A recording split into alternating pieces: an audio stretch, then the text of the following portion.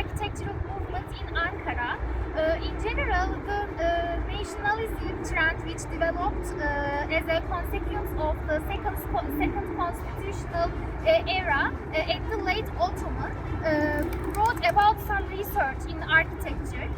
This research led to a period of architecture in reinterpretation Selçuk and the Ottoman architectural styles within the modern framework in general.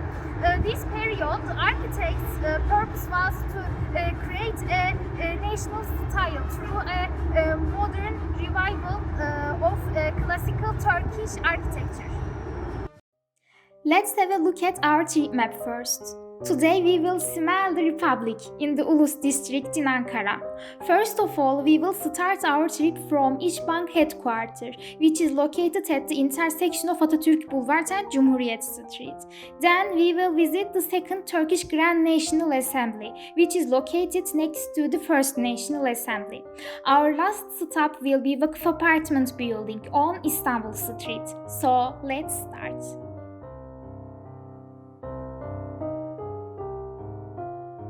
With the Republic, the economy was also developing and needs for banks are increasing gradually. For that reason, we have lots of bank headquarters in ULUS district in Ankara, and this is İşbank Headquarter.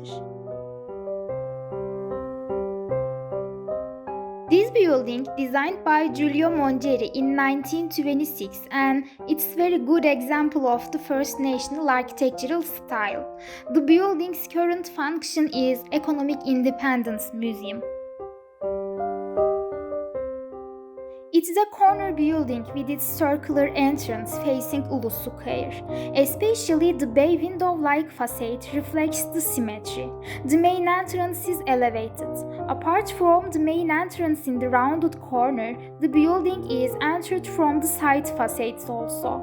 Window layouts and facade decorations are similar to Ottoman architecture. It has 5 symmetrically planned floors within a courtyard in the middle. The structural system of the building is a reinforced concrete skeleton, and it is a sloping wooden roof covered with tiles. When we enter the building, the skylight that reflects the modern style welcomes us.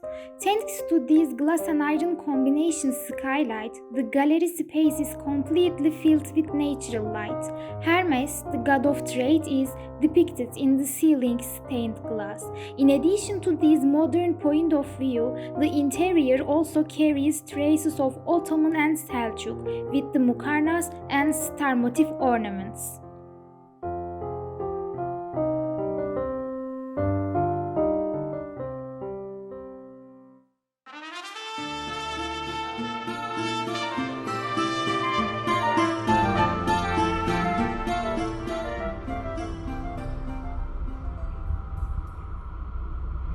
Stop is second Turkish Grand National Assembly in Ankara.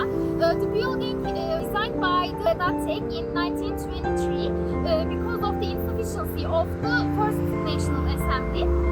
This is an important building which Atatürk's reforms and principles came through.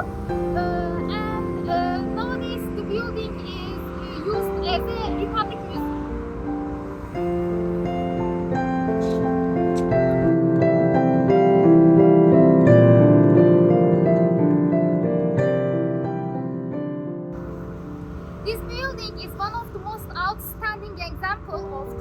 National architectural movement in Ankara. The building made by cut stone in 2 floors and the arches seen in the windows and the tile panels at the facade of this building, white eaves, wooden ceilings with engraving using Ottoman and Selçuk motifs reflect the architecture of the Republic period. Let's have a look at the ground floor plan of the second National Assembly building. There are rooms extending transversally after the entrance, lined up along the wide passage with stairs at both ends. First room on the right side of the corridor was accountancy room. Second room on the right side was the prayers room. and the third room on the right side, originally used as legal proceeding secretariat room during the Second Turkish Grand National Assembly. First room on the left side of the entrance was used as legislation secretariat room.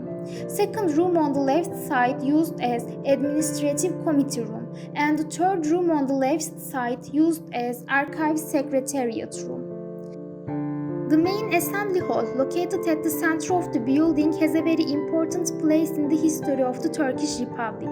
From the very first days of the Republic, this hall had been the center stage of all the decisions taken to materialize the great enterprises of the nation.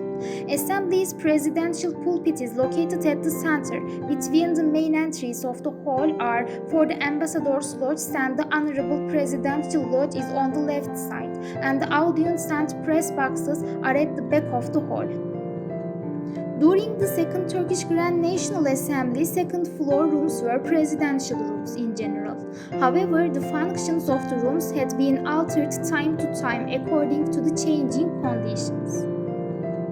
This building covered with a ceiling with Selçuk and Ottoman decoration motifs. The wooden ceiling of the hall, which includes star motifs in particular, and the sections with arches, eaves, and partially tiles reflect the architectural characteristics of this period.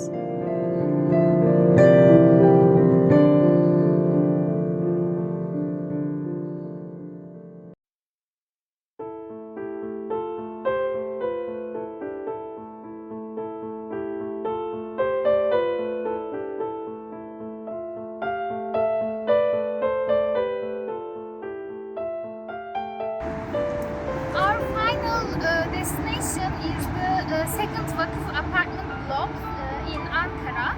It was designed by Kemalettin Bey in 1926 and 1927, and it was built by General Directorate of Foundation to generate the income through the rent. There were small flats rented by members of parliament in 1930s when the major housing shortage in Ankara. This apartment block is Ankara's first modern living space and the first reinforced concrete structure, we can say. It's currently functioning as a Turkish state theater. The building consists of 4 floors.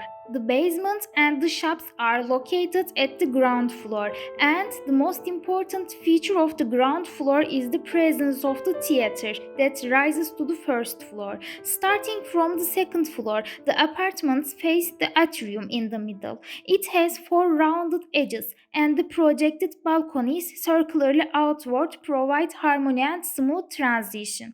While square-shaped non-arched windows, minimization of ornamentation are distinguish the building from the national style and point out the rational modernist approach, while eaved roofs are in line with the movement of the first national architectural style. Additionally, the concentration of decoration is only in the theater hall with its oval dome. This is end of our Architecture of the Republic period journey in Ankara. On this trip, I examined 3 different buildings that have different purposes and built them by different architects at that time. As a consequence, the architects tried to combine modern style and technology with the traditional and religious characteristics to make their own national architectural movement in the early Republic period. Considering the circumstances of the period, they deserve to be congratulated even if they failed, because at least they tried something new. Thanks to them for these memorable buildings.